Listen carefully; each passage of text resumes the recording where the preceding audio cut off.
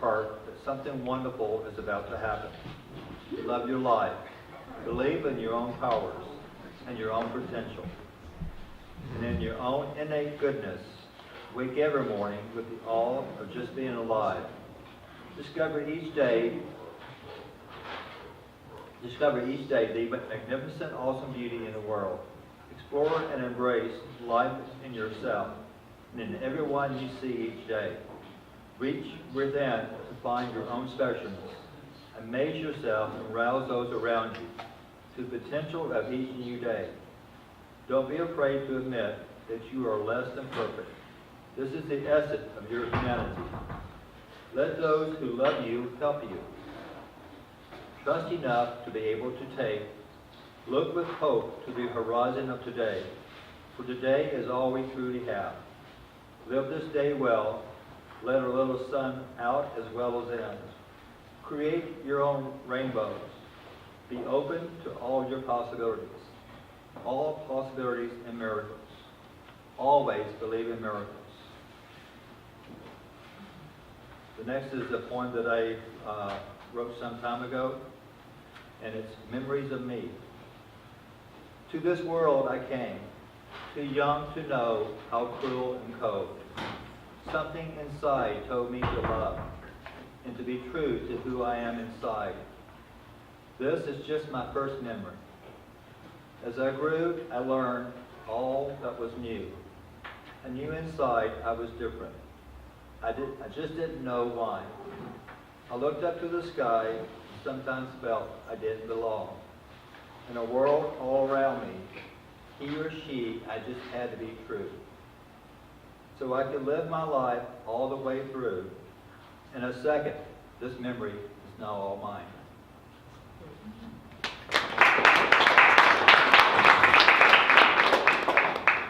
Colleen, Saffron.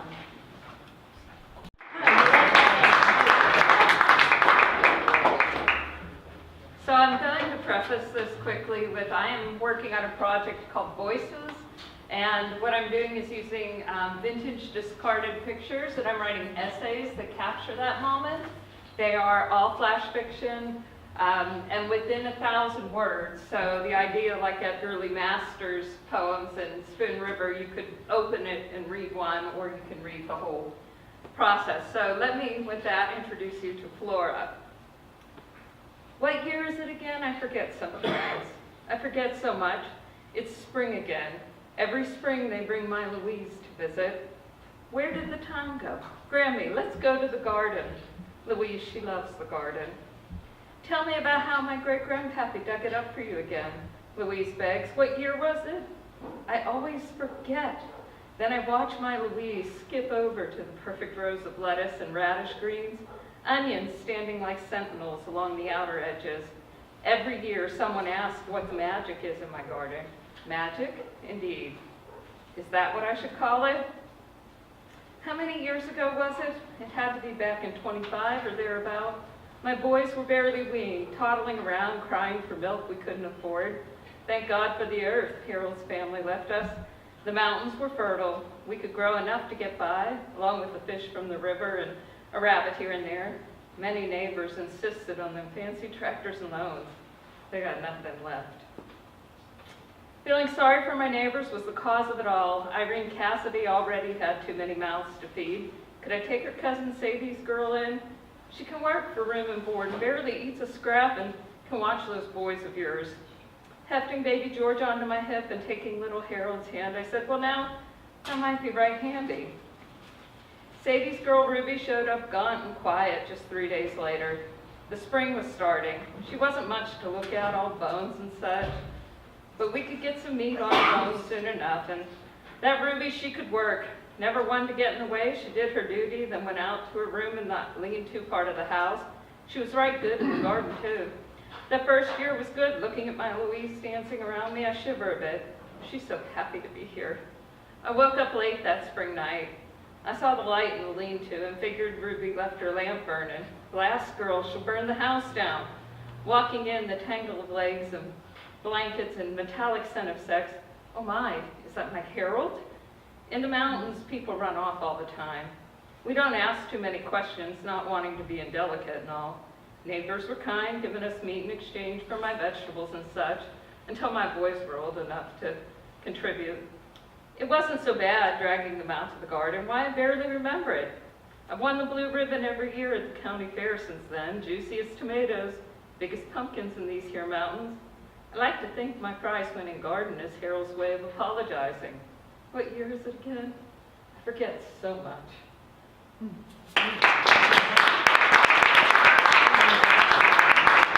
Yeah, Barney.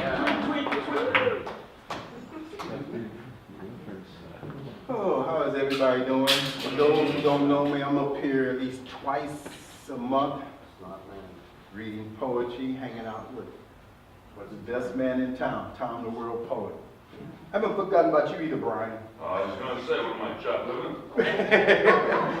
But no, I enjoy the poetry up here, so I come up here all the time. This is really, here in LA is the only two places that I really read where it's a crowd. The other places like Cincinnati, Chicago, I go out on the beach, people come around, I shoot videos and I read poetry. Didn't miss you either, Daniel. Okay, and this is one of 8 books that I published.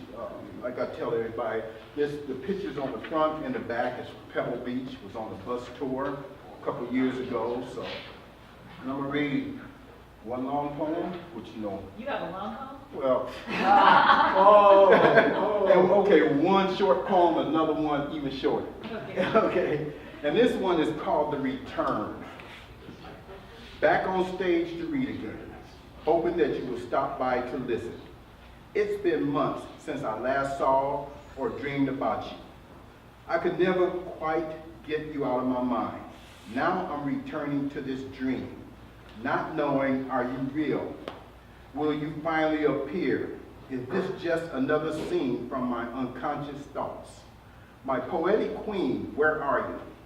The days are long, the nights are even longer. My heart beats for your presence. I toss at night wondering, when will this end? Waking up from a night sweat, your smile is radiant. I can feel your soft skin. Your hot breath I feel on my chest. My heart is pounding for your touch. I see your smile as you appear. Our eyes connect, then I wake up. Another dream, another lonely night. I try to reach for the night events, just so they can parade through my mind. Now the dream is like a misty fog. It leaves me frantically gasping at my pillow. Tears of the night past runs down my cheeks. I scream for the long, lonely night to pass. Then I look up, then I look around. I'm startled awake, soaked in sweat. That's when I realized this was only a dream.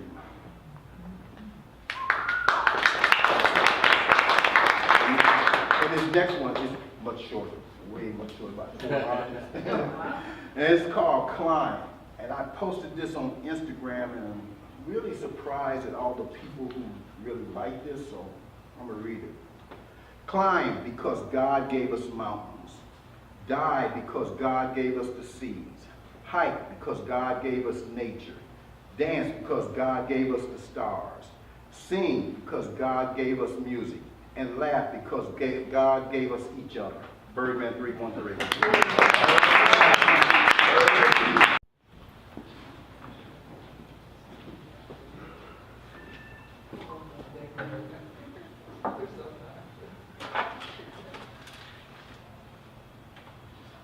All right. You know, there was a time when I thought I knew everything there was to know about love. I ran into some kryptonite. I hurled myself headlong down love's abyss.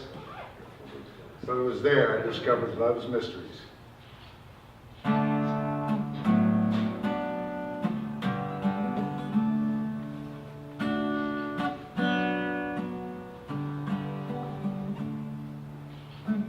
got a note the other day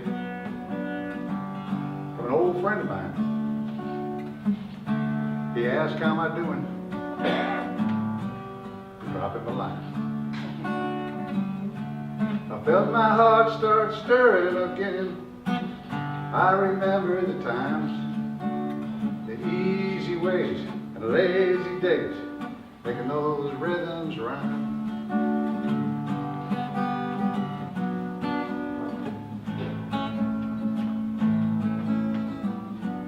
Oh no, what am I gonna do? My life's gonna turn inside out if I can't quit loving you.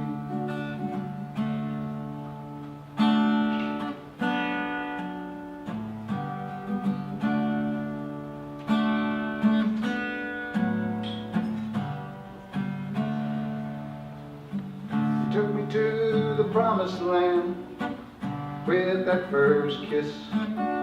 My heart was racing as I went down, lost in love's abyss. I don't know why it happened. Perhaps the gods above looked down on him and me and said they both need a lesson in love.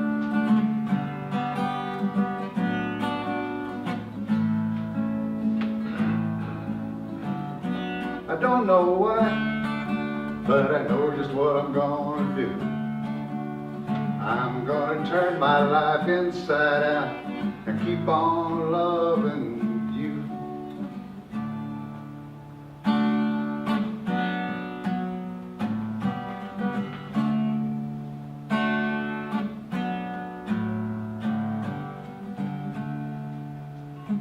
My whole world went reeling, my mind went awry. Loving a man never in the plan, but love is love, I can't deny.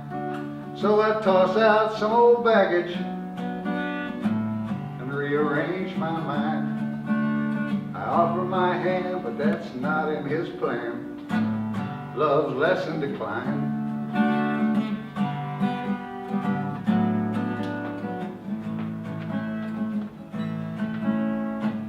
Yeah, I know why. Pretty simple to see. Still, it's not getting spurned, but the lesson learned about love's mysteries.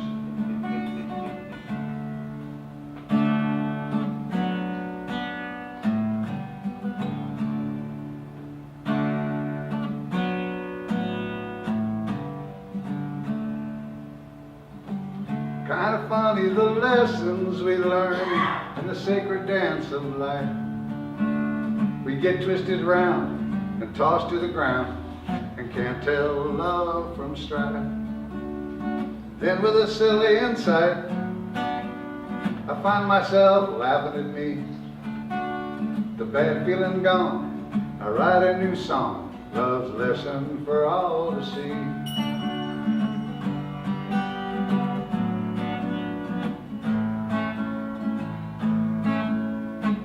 Don't matter why, I just gotta let it be. The world's still spinning and I'm still grinning and learning a little more about me. Yeah, the world keeps spinning and I keep grinning, learning love's mysteries.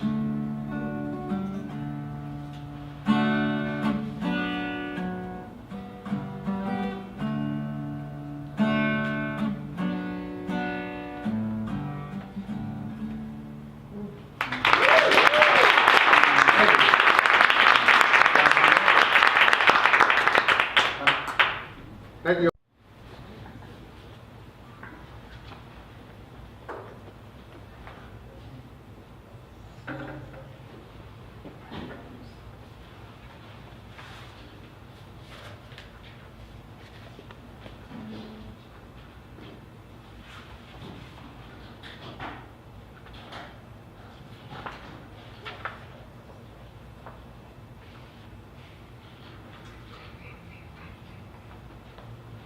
This was written January 6, 2014.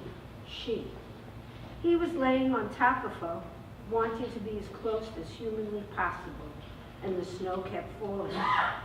Out of nowhere, the birds came to feed, first the blue jays, then the robins. Their eastern screech owl kept watch in the nearby peach tree, cozy in one of the hollow poles, only his eyes and face showing, always alert. The snow kept falling. She gently tapped his shoulder. He rolled off and laid his head over her heart. Together they fell into a deep, calm, healing space, a place she needed to be more often. The snow kept falling. She felt so peaceful. Suddenly she became a watcher. Her questioning mind stopped and became engaged in what was happening. His heart was being washed, large and heavy, they said. Heavy filled with what, she asked. No answer. Her heart very light. It too was being washed along with the kidneys and intestines. The snow kept falling. The light kept washing him and her. Time seemed unimportant. Suddenly their backs opened and out poured the dark. Their unwanted stuff was being dumped, later to be washed away by the falling snow, never to be seen again. The snow kept falling.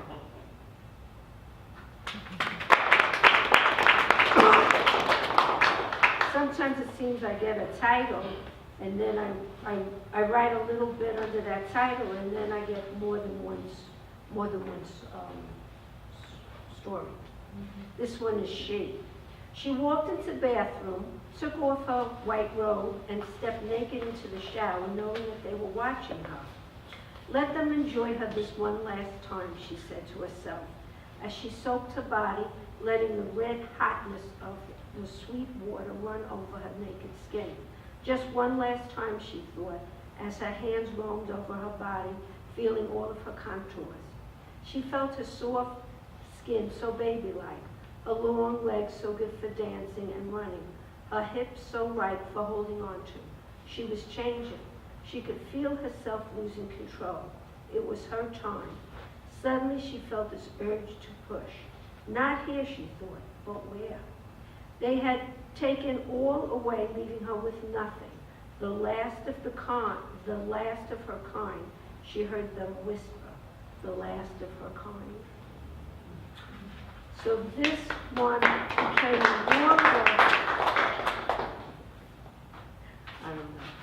I probably won't have time to read the longer one. But, how much time do I have? 203. Okay. This is called The Love Story. We met a long time ago amongst flowing rivers free of trash or human waste. Our music was sung by our birds. The weather, for the most part, was warm to our touch. Sometimes snow fell when we needed water. Off in the distance, but within my sight, were my mountains, to be reached on foot within a day's traveling. The sky was filled with moving clouds protecting us from the sun's rays. The days of flying objects filled with destroying weapons were long gone, and we were told never to return, which I didn't believe. I walked softly among my people, not wanting to be noticed. So many didn't expect you, but you did notice me, and I you. Didn't notice. So many didn't accept you, but you did notice me, and I you. I walked over to you holding out my hand, expecting you to touch it, but instead you wrapped your arms around me tightly as though you wanted to let me go. Looking into my face, you... Okay, I'm going to stop. Because I want to read the other one. That's 1 minute, yeah. I want to read the other. That's all right. No? No, we got 45 seconds. Okay. This one's called The Mother's Love. I'll finish this one. Time to go, said my mother softly as she helped me out of bed. While stepping into my boots, I threw my coat over my PJs. Taking my hand, we'd hurried down the dark stairs and out the door into the waiting vehicle. Isn't Dad coming, I asked, as I slipped into the back seat, hugging my small suitcase, filled with clothing and other things we might need. No, she replied as she started driving, not this time. Weren't you ever afraid, asked my shrink. No, I knew that my mother loved me and would never harm me, I replied. But this time it was different, asked my shrink. Yes, this time it was different. Usually we would go into the basement where there was food, water, and furniture. While there, we would do different things depending upon her mood. When I was much younger, she would sing songs her mother sang to her. As I got older, she would tell me stories about her childhood. She loved to talk about her parents and siblings. Some were funny and some were tragic. I always felt that my mother wanted to pass down her life before the war to me. How long would you two stay in the basement? Don't know. She would usually tell me when it was okay to leave. Didn't you ever think your mom strange? No, not at first. She was all I knew, and I thought that all families were like mine. But when I started going to school, I found out differently, and that's when my dad explained it all to me. He said that they came during the night and took her 2 children away. She never saw them again. They sent her to a work camp in Germany, and that's where my dad met her and then brought her to the United States. After the war, they went back to hunt for her children, but they never found them. My dad said that she couldn't save me, but she couldn't save them, but she was determined to save me. How long did this go on? For many years. It got worse when my dad couldn't work at home anymore. But at that point, I was older, like in my teens, so I was able to take care of her instead of her taking care of me. Toward the end, the basement wasn't safe enough, so we'd sometimes take a bus or she would drive our car. We just traveled. Again, at some point, she would tell me it was time to go home. Where'd you get the money for these trips? My dad and I had a hiding place where we kept cash, which was used for what we would call Mom's trips. When we were away, I would always be in touch with my dad by phone. Weren't you angry at your dad for not helping? But he did. He worked so that we had food and a roof over our heads. What about your school? My dad had a long talk with my principal, and she agreed to work with us. My mom knew that during our trips I would have to do schoolwork. All this ended one day while I was in my senior year. I came home one day to an empty house. I called my dad. He came home right away. We both sat and waited. Finally, we got a call from Mom. She said she loved us and always would, but it was best if she went away for a while. And then what happened? Asked my shrink. Nothing. What do you mean nothing? Asked my shrink. I have not heard from my mom since. And, asked my shrink, and nothing. But I do know that my mom loved her as best as she could.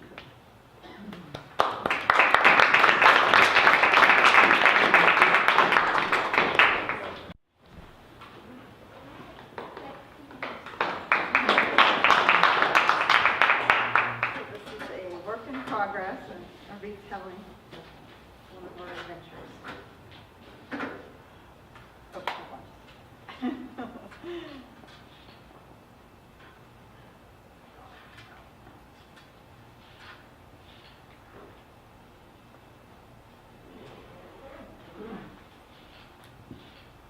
High desert survival. Pinkish blue bruised clouds freckled the wide expanse of the West Texas sky. We looked for animals hunting a morning meal.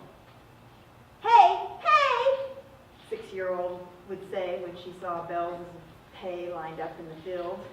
Tearing down eastbound I-10 on a Sunday morning, 5th of July, we just finished an amazing weekend of high desert exploration, swimming in deep natural springs.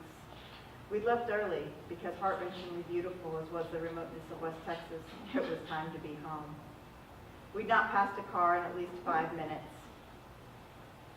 when, boom, my breath stopped. The breeze flew, smashed my side mirror. The car dropped. I focused on not overcorrecting anything. What was that? Asked Arwen from the back seat. We just blew a tire. It's fine, I said, hoping the false calm of my voice would carry to her. We pulled across from the left to the right lane of the interstate, taking about a quarter of a mile to slow from 83 to 0. I got out, checked for damage. Front tire, not blown. Exploded, taking the entire front fender wheel well with it. Called insurance, requested a tow truck. There was a sign, Fort Stockton, 22 miles away. After some time on hold, they found a wrecker that could make it out to us. It'll be about 30 minutes. Arwen was sobbing softly. I know it's scary. We're safe. Help's on the way. But Blueberry is hurt, and she looks terrible. I'm embarrassed. Oh, sweetie, climb up here. She burrowed into my lap. It was an accident, and everything's going to be fine. She looks bad. It'll be fixed. Let's go see if we can find the parts that came off. She wiped her face and smiled. Maybe I can make a collage. Ah, resilience. We walked along the highway ditch and located some of the car. Walked back. It'd been about 20 minutes. One 18-wheeler, 2 trucks passed. Finally, a local stopped to check on us. He said he'd stay till the wrecker arrived. Been a firefighter, now worked in the oil fields. Seen lots of bad things on this stretch of road. So he situated his truck behind my car to create a barrier. Arwen was no longer worried that our car looked terrible. I checked my phone. It had been over an hour since the tow truck had been dispatched. Called the driver. Yep, this is Johnny. Hi, I believe you were dispatched to pick up my daughter and myself. We had a blowout on I-10 between Balmoral and Fort Stockton. I wasn't trying to call you. I'm where they said you were. You ain't there. I'm only contracted to come out this far. I can't just be driving by people. Well, I understand, but my phone coverage is out, and I don't know where we are exactly, and I looked at the map, and I think we're at mile marker 241. It looks like we're near a picnic area. I'm several miles. I ain't getting paid to go that far. Feeling anger and dismay, I took a breath. I'll call the insurance company. We'll get you paid. I'm here with my daughter. A Good Samaritan stopped. We can't get to Fort Stockton. I just need a little bit further. Ridiculous. People need to know where they are. I'll be there. You call your insurance. I better get paid. Finally, Johnny arrived. Good Samaritan departed. I put on my best smile, shook his hand. This Hornet was our ride into town, and we needed his help. I dug deep into my grab bag of sweetness and poured it on thick. I'm just so impressed by wreckers. Y'all really do have such a hard job and must see all sorts out here. Arwen looked at me like I'd been taken over by an alien. Thank God kept her mouth shut. We got the car on the wrecker, and she excitedly clambered up the steps and into the middle seat. She saw Johnny climb in with his sweaty plaid shirt unbuttoned to reveal the top crease of his beer belly, and she spun around, practically leaping over me. Oh, I need the window, Mama. So, where are you ladies coming from? He asked, leaning his oversized, sun-blasted face toward us. We're headed back to Austin. I sure hope you don't know how to tow you to Austin. I got getting half an hour and 12 miles on that damn I-35. Oh yes, we have some traffic. Fort Davis, you got some ladies trying for some action there? What did you say? Yep, lesbians. You know Fort Davis ain't nothing but lesbians. But more than nothing but queers. I don't know how they find each other. They don't just take over those towns. Used to be a good dance in Fort Davis. Now, I'd like to get beat up by a she-he who got upset I asked for Philly to dance. Mama, what's he talking about? Dancing, baby, dancing.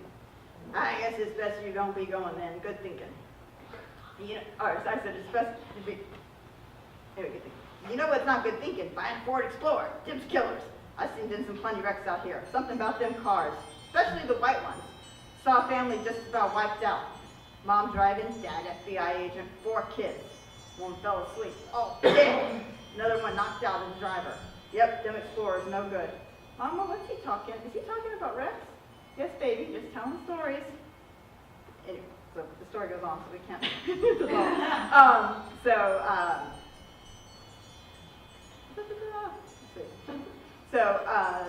You got daddy? Excuse me? You got daddy take you out to get the tire. No, but I'll be okay. He says, well, you ain't got no daddy. You want a daddy? I just bought me a place in Junction. I gotta go with grandkids. You and that sweet little one of yours love being on the river. I saw a sign, Fort Stockton, 5 miles. Arriving at the gas station garage, we piled out of the cab. I called the insurance, told them the wrecker needed another 20 miles, and they took me. She says, thank you. We've already updated that information. He called us before picking you up. Of course he did. Johnny got the car off the rig, came over to me with his card, held my hand a little too tight. Now here's my card next time you're in Fort Stockton. He grinned. You just call me. I gave him one more smile. He swaggered on back to his truck and moved on down the road. Arwen looked up at me. Did he ask us to go to the river? Yes, baby, he did. We aren't going, are we? She asked with the edge of concern. Absolutely not. Good, she sighed. I wrapped my arms around her and watched the sun begin to heat up the high desert horizon. Yeah.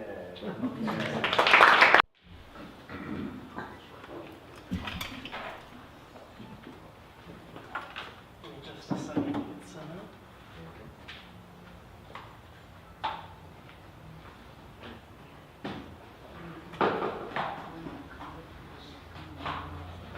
Oh, yeah. Here you go. That's 29. All right, so I I mentioned how I wanted to make a website, and one thing about it is I have like a fictional band that is featured, and so I plan on having hyperlinks where you can like click certain phrases and then certain songs come up, and this is one of them that I thought kind of went along with our theme today, and it's called Wit's End.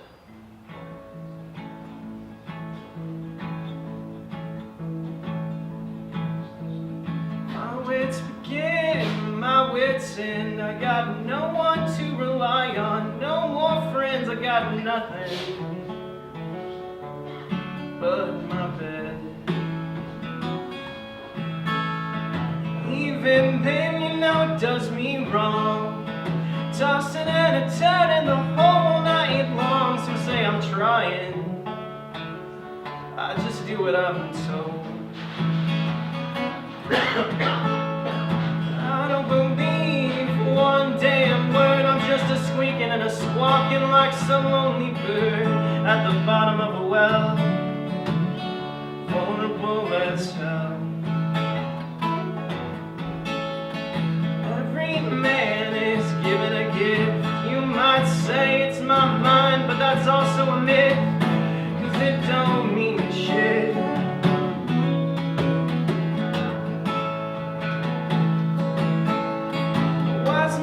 Said that he can inherit the earth, but ever since my weak-ass birth, I guess he meant the grass and dirt. Every man is given a gift. You might say that's my mind, but that's also a myth,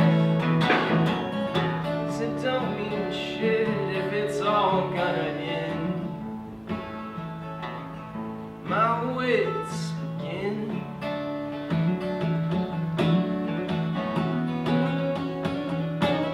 At my wits end.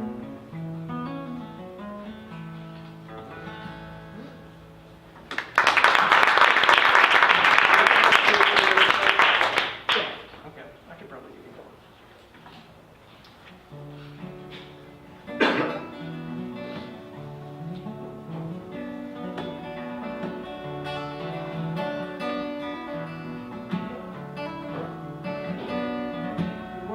Present, that was the message, some kind of lesson that you gave to me. You know, now that I think, there's always something to see if you're present and listening.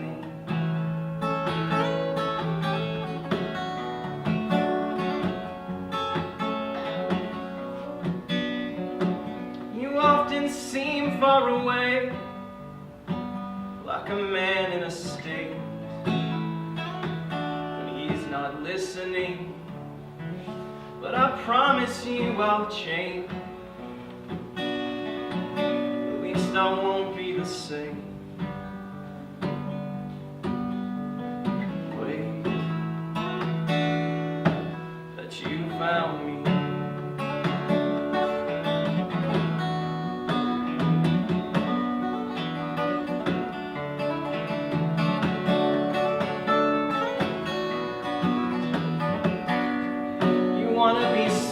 That was the message, some kind of lesson that you gave to me. You know, now that I think, there's always somewhere to be when you tell me that you're struggling.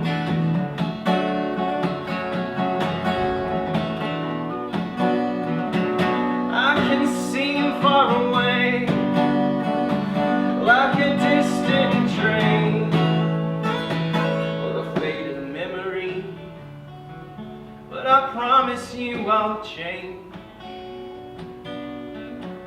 Lord knows I won't be the same. Wait,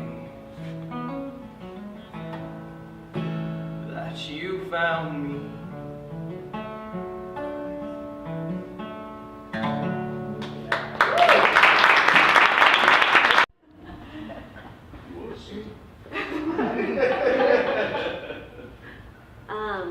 So for the last few years, I've been kind of cyclically doing these fire walks. The first one I did was in Teotihuacan in Mexico, and I swore I would never do it. It was crazy. Why would you do that? Why would you walk on coals? It's insane. But I ended up doing it, and I didn't feel anything. It was an amazing experience. And I recently did it in Sedona, and I very much felt it. It was a whole new experience. So last night I was welcome to another fire walk, and I was a little bit hesitant about walking across those coals. And I did, and I didn't feel anything. And I was sad. I wanted to feel the fire, so I kept going back through. And so it was kind of a fun thing. So I thought it kind of goes with the idea of the beginning and endings and how each fire is new, a new experience, I would say. Fire walk. I walked on fire again last night, surrounded by women I may have never met, except for our shared searching in the dark for the light of fire still burning in our bellies. We've always gathered in circles, cycling back through ages, but every time feels new as I stare into the shimmering, crackling coals. I try to tap into that ancient wisdom, the retelling of stories until each woman's voice blends into one. And we toss them all into the flame, through tears and laughter and pounding drums, burning the illusions and agreements that no longer serve us, wondering if we too will be consumed by heat. But a funny thing happens as I step out the other side, as my foot touches the cool moisture of grass. The sensation of heat and cold lose their meaning, and all that is left is a sense of tingling with life.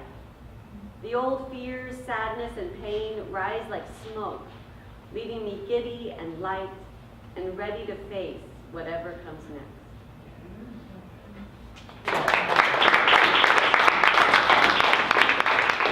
Right, Grosz.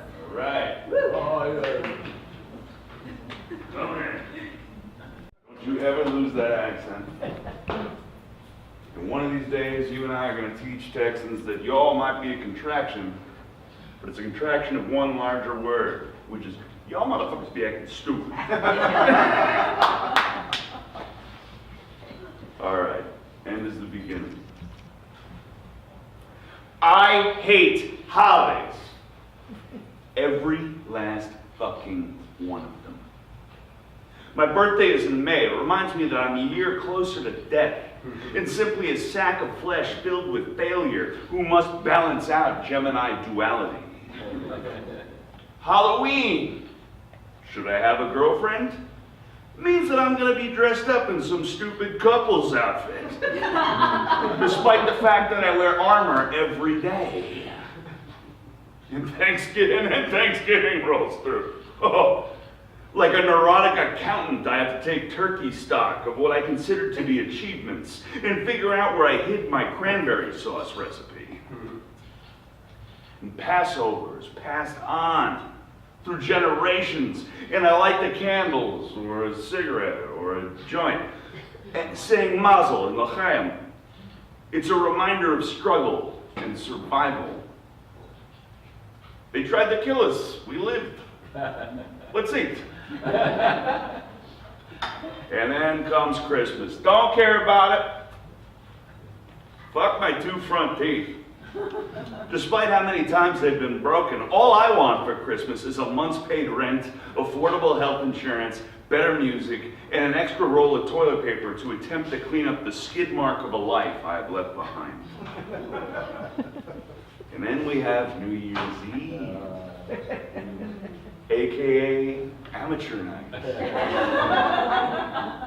wherein the drunks roll about in Joycean fashion, puking on their shoes or yours.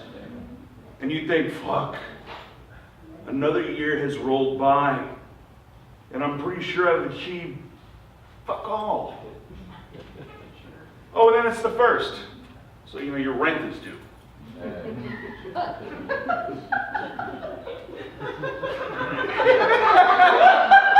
Got somebody on that. Simply a brain-hard restart. To start using a new yearly date when I sign a check, yes, they still exist, or sign a contract, which signs away more of my life.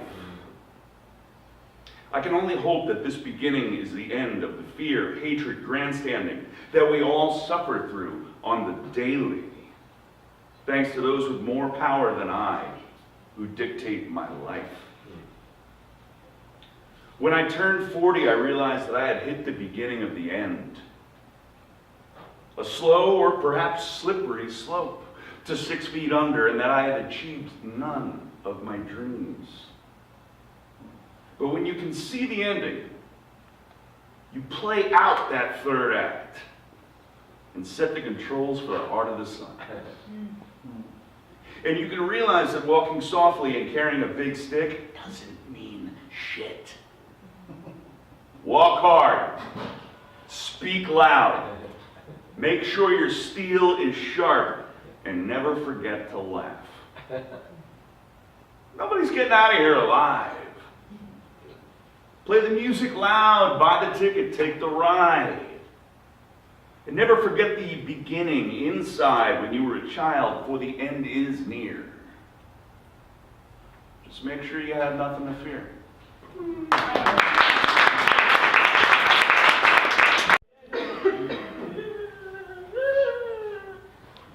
Between you and Thom, you give the rest of us performance anxiety.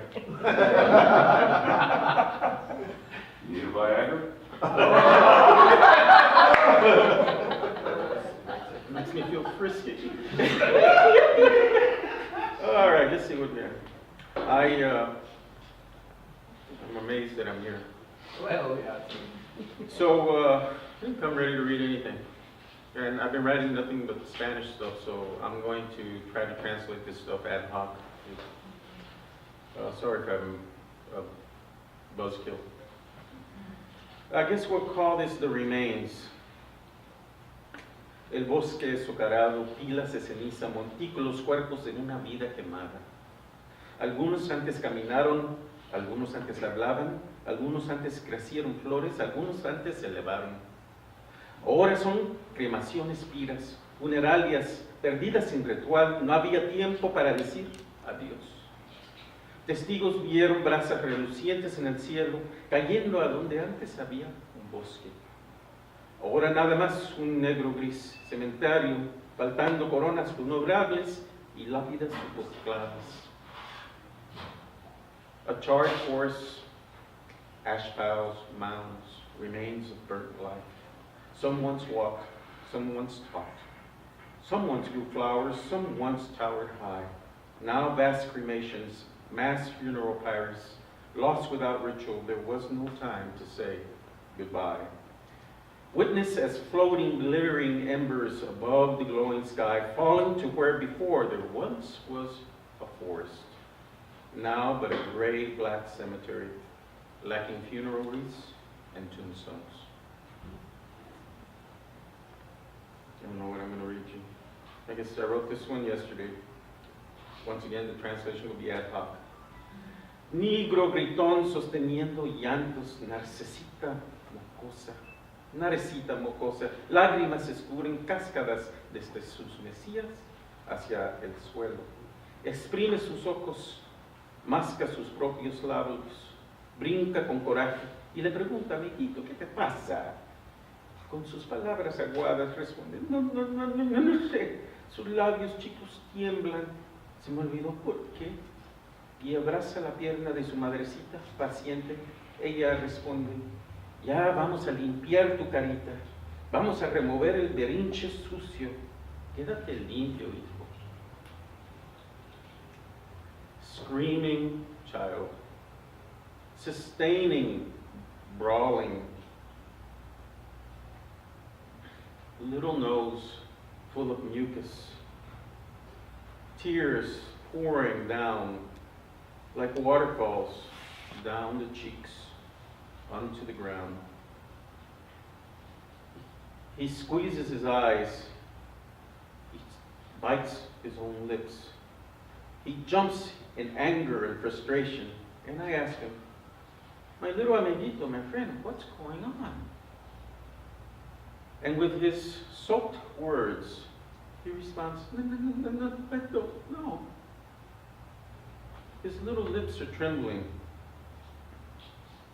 I forgot why. And she hugs her mother's leg, and her mother's patient. And she responds, come now.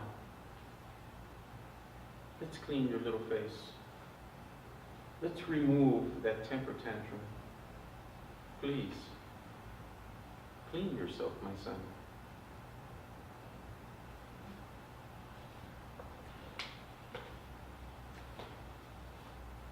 This one's in English. I could not find a word. It was hidden somewhere in muddled agony, somewhere recoiled, lost. Verbal necrosis, suicidal harbing. My mind dying, one word at a time, lost, was too odious. Did it escape intentionally? Was it ousted? Usurped by trauma? Misplaced by obscurity? Lost. I need you, word. I lack a vital sentiment, one which pleads to be expressed. Lost. Dear word, why do you remain silent? Help me to recover you. I want to say this, but I'm lost. Last one for Thom. Poets are like prophets, never paid but necessary. Keepers of sentiments, entrusted to elevate emotions. Holders of profound epiphanies, encrypted messages, catchy phrases, dramatic impacts. Voices of gods, gods of voices. Prophets are like poets. Poets are like prophets, word sculptors, marriage vows, late-night clamors. Rhyming children carrying hope in word chains which are dragged across parchment, scriptures and testaments, declarations, foreboding feelings. Prophets are like poets. Poets are like prophets, self-anointing reminders of sage advice, of legacies, of lost loves, of recipes, of calamities, of saviors, of triumphs, knowing exactly how to alert our attention. Prophets are like poets.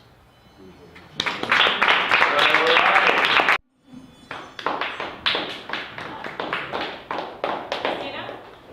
Oh, okay, sorry. Once again, hiding behind the bookcase. It's like, I tried to find you before.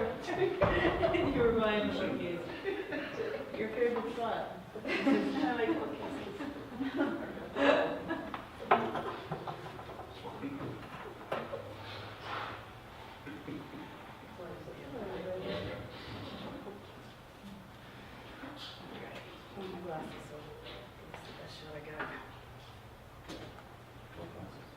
So I wrote these here, just now.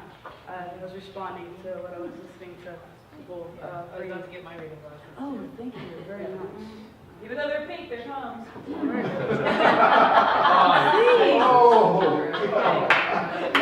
This is called Claire's Nest. Mine are blue, okay?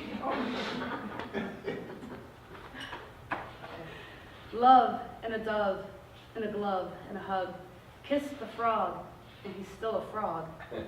But the fact I kissed the frog at all shows the clearing of the fog. Be it a hologram or electricity, the devil, Jesus, or the like, Buddha on a stick or Muhammad playing dick flick, from the meaning of everything to the knowing of nothing. God is here, us, you, me, now. So I ask you this, when the wind blows, do you hear the sound of the wind, or do you hear your thoughts about the sound of the wind? Fear is the friend of the beast that awaits beneath our feet as we walk upon the earth and pick our foods, so we can feast from the fruits of all desire, and quench all thirst until he raises his hand and grabs you by the thought of emotion, drags you by your temple and throws you down into the system of belief, cast into the network of knowing. We're learning. Sorry, I can't read my handwriting. We're learning becomes unlearning, and everything true is a forgotten lie. The upside-down shadow haunts with echoes of self-doubt, bellowing through chambers of heart valves. Fear is like grabbing an electric fence. Once you grab on, it takes a while for the signal to travel from your brain to your hand, that you've grabbed onto an electric fence, and all you have to do is let go.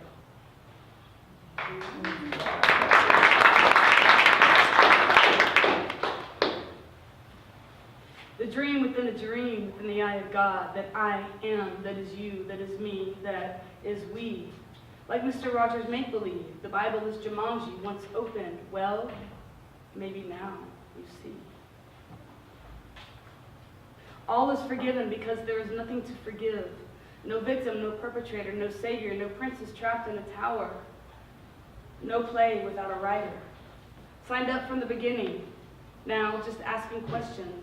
Love is the guidepost, lighting the way. Neutrality. That is the line between the yin and the yang. Traveling along that spiral line, rising above, erasing it all. Nothing to forgive, nothing at all. When it is all just a hologram that we all created together anyway. Because God is what God is, as we are. So is she, so is he, so are we. I don't know what that word says. Sorry. The individual consciousness be like the microcosm of the universal conscious macrocosm. All together now. That be God. That be us. Hold up a mirror. Me, looking at you. Looking at me. Looking at we. Looking at God. Now do you see? And then I have a song. I have more poems, but I have a song.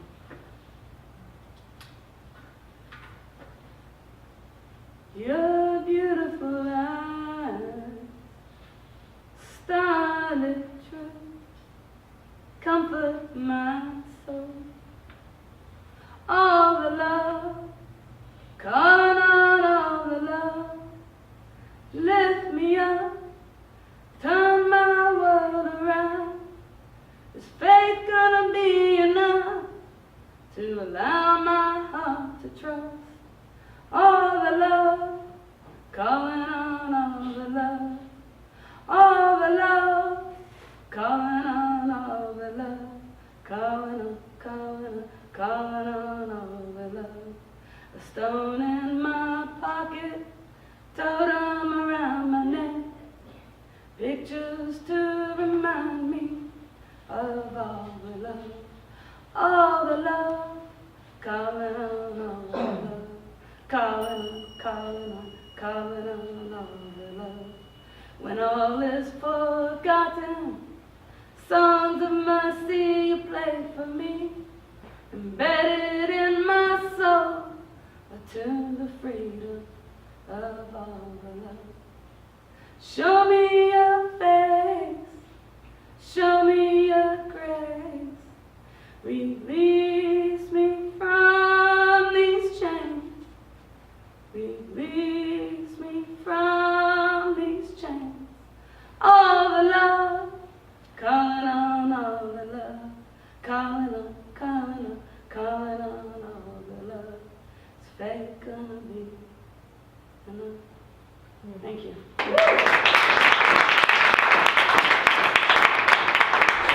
Are you alive? No? I don't see any of us for this year, is it? I can begin a new year now. Nothing else to do. You know that life and time, they were both glossy magazines. Now they're conundrums. Life chases time like a dog on heat. Time is a patient cat who waits us out.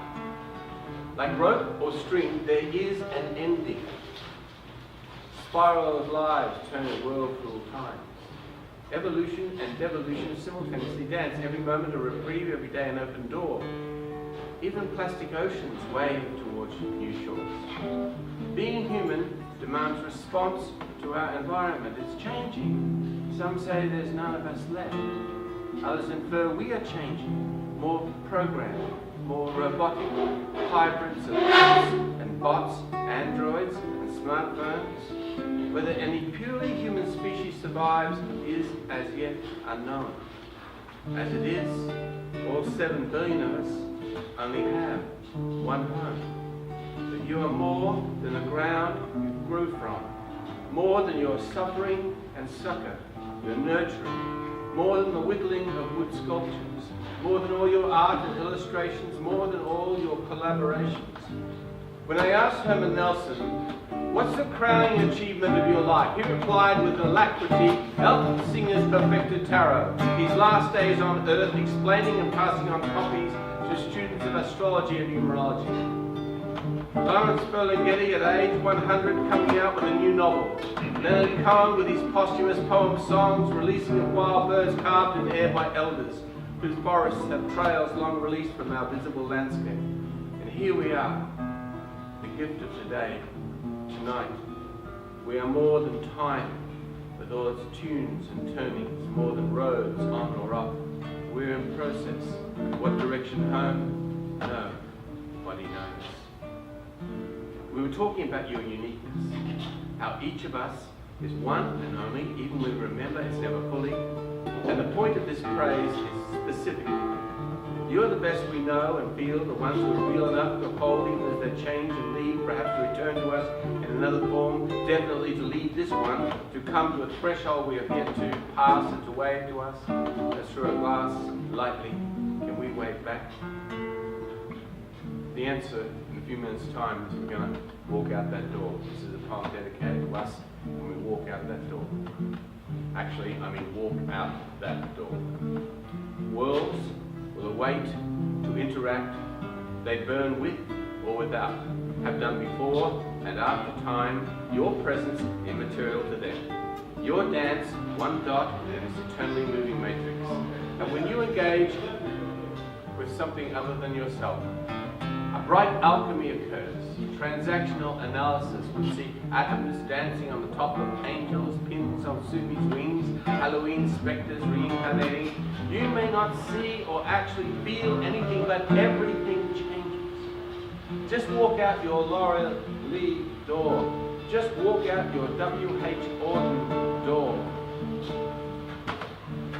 Happiness, y'all.